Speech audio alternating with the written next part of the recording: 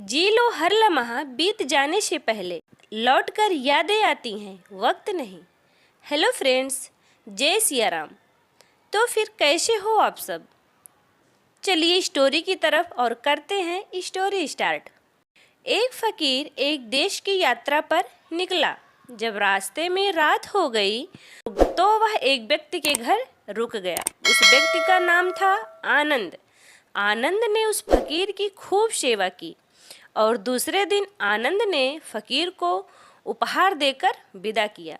वह फकीर आनंद की सेवा से बहुत खुश हो गया और दुआएं देने लगा कि हे भगवान, आनंद को हमेशा खुश। स्टोरी को पूरा सुनिएगा जरूर, बिना स्किप किए रखना, और वह हमेशा दिन प्रतिदिन आगे बढ़ता ही रहे। फकीर ने ऐसा आशीर्वाद दिया आनंद को। इस बात पर आनंद हंसने लगा और फकीर से आनंद बोला, हे फकीर, जो है वह भी नहीं रहने वाला है। इस बात पर फकीर आनंद की तरफ देखता ही रह गया और वहां से आगे चला गया। कुछ साल बाद फिर फकीर आनंद के घर आया और देखा सारा धन और सारी संपत्ति सब कुछ चला गया है। आनंद एक गांव के ही बड़े जमींदार के यहाँ नौकरी कर रहा है। वह फकीर आनंद से मिलने के लिए वहां चला गया। आनंद ने उसे अभाव में ही उस फकीर का स्वागत किया और झोपड़ी में ही फटी चटाई पर बैठाया।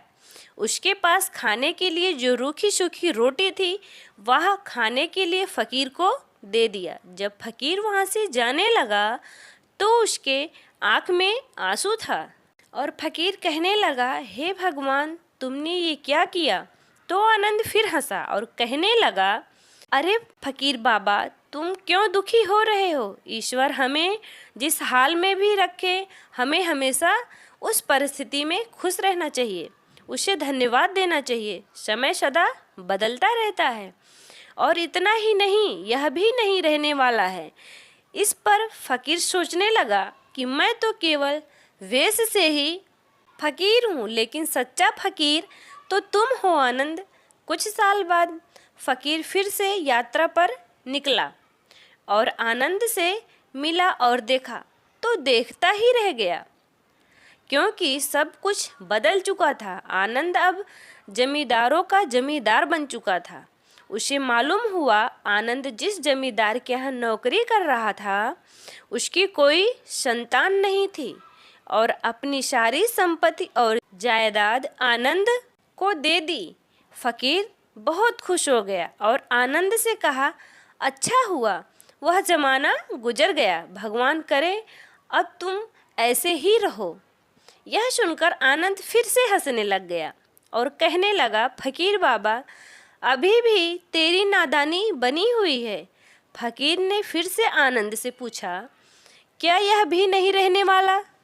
तो आनंद ने उत्तर दिया, हाँ, या तो यह चला जाएगा या फिर इसको अपना मानने वाला ही चला जाएगा। यहाँ पर कुछ भी रहने वाला है ही नहीं। अगर कोई चीज़ शाश्वत है तो वह है हमारी आत्मा, वह है हमारी मन की शांति, वह है हमारे मन का सुकून, और बाकी जो कुछ भी है वह हमेशा नहीं रह सकता। फकीर ने आनंद की बातों को बहुत ही ध्यान से सुना और वापस चला गया। जो होता है उसे स्वीकार करो। कुछ सालों के बाद फिर फकीर जब उस गांव से गुजरा तो आनंद का महल तो है, लेकिन उसमें आनंद ही नहीं है। उसमें कबूतर गुटरगू कर रहे हैं। आनंद अब इस दुनिया में नहीं रहा, उसकी मृत्यु हो चुकी थी। वह फकीर मन ही मन सोचने लगा कि यह एक इंसान जिंदगी भर कितना दौड़ता रहता है और रोता रहता है, दुखी होता रहता है। जिन चीज़ों के लिए इंसान तड़पता रहता है, दुखी रहता है, वास्तव में वह चीज़ जो हमेशा रहने वाली है ही नहीं, वे सारी चीज़ें बदलने वाली हैं। यह कहानी यह शिक्षा देती है कि हमारे ज़िंदगी में जब भी कोई मुश्किल, तकलीफ़ या दुख आए तो हमें यह सोचना चाहिए कि ज़िंदगी में इससे पहले मुश्किल या उलझने आई तो क्या वे हमेशा रुकी रहेंगी जैसे सारी मुश्किलें आकर चली गईं, वैसे ही यह भी मुश्किल आकर चली जाएगी। यह भी हमेशा रहने वाली नहीं है। तो आप हमेशा याद रखिए कि ज़िंदगी में कितना भी बड़ा दुख क्यों ना हो, वह हमेशा रहने वाली नहीं है। ये दुख भी अवश्य चले जाएंगे। जय सिया राम।